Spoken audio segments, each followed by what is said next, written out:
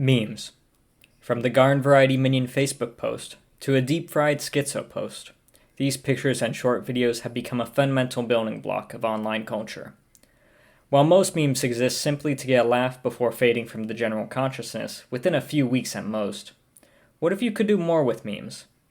What if you could change the world with memes? While it may seem absurd, starting in 2015, online groups attempted to do just that through the use of what they called meme magic. Meme magic is a term that in the past was used to refer to the rapid spread of catchphrases and memes across the internet, though this use never related to the effect of memes outside the online space. However, this changed in 2015. On March 24th, Germanwings Flight 9525 crashed, killing all passengers and crew. In reaction to this, an 8chan poster made a webm titled Meme Magic that drew parallels with the crash and the plane scene in The Dark Knight Rises. This use of the term meme magic differed from prior use, as it pointed out how a scene that had been memed through Bane posting effectively led to a real-life event. This new meaning was solidified 2 days later, when a member of the 8chan/poem board claimed that /TV crashed the plane through use of meme magic. While it was likely that during this time both uses of the term were in use, 2 months after the Germanwings event, the admins of the 8chan forum appeared to take the side of the new definition of meme magic, as 2 new boards were created, /BMW, or the Bureau of Memetic Warfare, and /Magic. On these boards, meme magic was retroactively applied to multiple events where the real world and the internet collided. Some examples are the Slenderman stabbing, as well as people posting Ebola-chan in hopes to make the virus stronger. It was also on these boards that posters determined ways in which meme magic could be practiced to influence the real world. The most obvious way was the posting of memes with an intent, such as strengthening Ebola with pictures of Ebola-chan. A secondary way was something called gits. A git is the result of the poster ID number common to 8chan variety websites, and is achieved when the post ends in a rare number, most commonly the repetition of a number. While all numbers could be gits, posts ending in a repeating 7 were considered the most potent meme magic. With these rules now ascribed to meme magic, it was now in full use. But one meme in particular would be seen as the ultimate conduit for the meme magicians. One meme would become the focus of meme magic. Pepe is an old meme, starting out as a character in the Boys Club comic and becoming a reaction image in 2008, attached with the phrase "feels good man." However, the simple design of the character allowed his face to be changed to a variety of emotions, making him ideal as a reaction image, with literally thousands of different memes of the frog existing. This also makes him very useful for meme magicians, as the face and outfit can be changed to represent different events or people. But this alone would not make him an icon of meme magic. Pepe would need the backing of an even older meme, and ancient Egyptian mythology, to rise to that position. Kek is a phrase that comes from World of Warcraft, being what Alliance members read if a Horde player types out LOL. Due to many of the Chan forums having a strong gaming community, it became a pretty standard substitute for LOL. But Kek is not just a term in gaming slang, but also the name of an ancient Egyptian god, specifically the god of the darkness of chaos. This in itself is not noteworthy, but the depiction of Kek is that of a humanoid with a frog for a head, very similar to Pepe. With all of these coincidences lining up, it seemed as though Pepe was destined as the reincarnation of Kek. He shared the image, the name was common slang on the forums that birthed Pepe as a meme, and most importantly, Kek shared a goal that many of the meme magicians sought: chaos. The boards that made up meme magicians were outcast groups.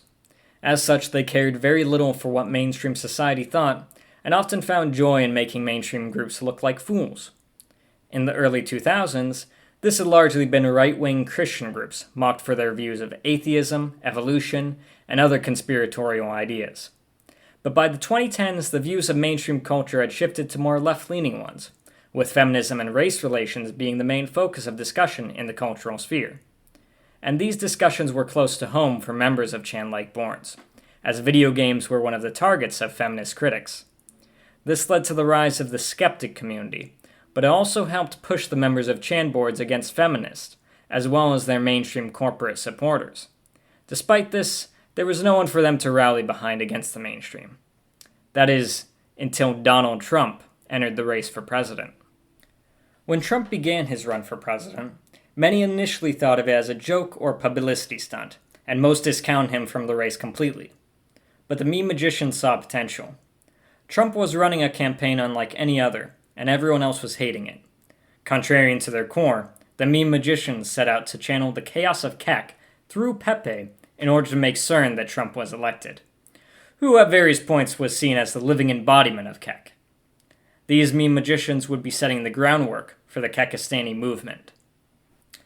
The Kekistani movement set to use the Pepe meme, which they saw as a modern iteration of Kek, in order to get Donald Trump elected. To do this, a whole new mythology behind Kek was created, with the ancient kingdom of Kekistan being a fractured country overrun by Normistan and Kekistan. Flags were made, and in England, Sargon of Akkad attempted to register the group as an ethnicity. A national anthem was chosen in Shadalay, an Italian song made by Manuel Pepe, which features a creature that looks like Pepe on the cover art. These coincidences just made the meme seem even more destined. But would all this work come with any results? On October 13, 2015, it appeared that the Kekistan efforts were not in vain, when Trump retweeted a meme featuring a Trump Pepe, a victory for meme magicians in showing that memes could force their way into the public spotlight. More memes and GIFs followed, with a particularly powerful one happen on June 19, 2016, simply reading "Trump will win," with the poster ID number of 77777777. In only 5 months, the power of this GIF would be tested, though the whole Kekistani movement would be tested far sooner than this. On September 28, 2016, thanks in large part to the efforts of the Kekistani movement, Pepe was branded a hate symbol by the Anti-Defamation League. While they acknowledged the meme in itself was not necessarily hateful, it was being used by numerous far-right groups, usually with Pepe in an SS uniform, or stating hateful ideas. The mythology of Kekistan didn't do Pepe any favors either, as the national flag for Kekistan was derived from Nazi battle flags. This wasn't the only struggle for the Kekistani group, as there was already internal fractioning. While I've used Kekistani to describe the groups that want to use memes to influence the world, Kekistan itself is more closely tied to Sargon of Akkad, alongside much of the mythology. Another group, the Cult of Kek, was far more focused on channeling the power of the ancient chaos god Kek through memes. While there was significant overlap between these groups, following one did not necessitate following the other. It should also be made clear that both of these groups were almost entirely ironic, with very few legitimately arguing for the creation of a Kekistan state, or that an ancient Egyptian god was helping influence the 2016 election. This meant that once their goal was achieved, very little would exist to actually keep any of the ethnic Kekistanis or Kek cultists together. And on November 8, 2016, that goal was achieved, when Donald Trump was elected the 45th President of the United States. Now, was this because of all the memes that had been made in support of him? Probably not. But that's not to say they weren't impactful. With the electoral college system, it's very possible that a few well-targeted memes could cause a state or district to be swung. Take, for example, this meme by Baked Alaska, which according to Lawfare, at least 4,900 people fell for. Now, whether they vote alongside texting is unknown, but if they didn't, that's less votes that went to Hillary Clinton. And despite the dubious grounds on which Chan members recognize meme magic, the phenomenon of memes influencing the real world has been studied by a number of universities. A study by Boston University and Binghamton University found that memes with close-up scale, characters, and emotions were much more likely to go viral in contrast to memes that were unfocused or include large amounts of text. Pepe, whose main feature is a character and an emotional expression, is therefore a perfect meme candidate. Another study, this one by Texas University, found that fringe members on forums were far more likely to create well-spread memes than well-known entities or even average users. This reflects almost perfectly the types of people that were among the first meme magicians, as many of them found themselves in an outcast group. As for the effectiveness of other techniques to harness meme magic, such as GIFs, there's little evidence to suggest that alone they did anything. However, when combined with memes, or the GIFs that became memes themselves, like the Trump victory prediction, they probably increased the spread of whatever was attached to the GIFs, solely due to the belief of people that GIFs were important. Now, with Trump elected, what was next for the meme magicians? Well, nothing. The group that actively practiced it no longer had a unifying goal, and 8chan, the main hub for meme magicians, has since been removed from the ClearNet. The term meme magic has also largely fallen out of use.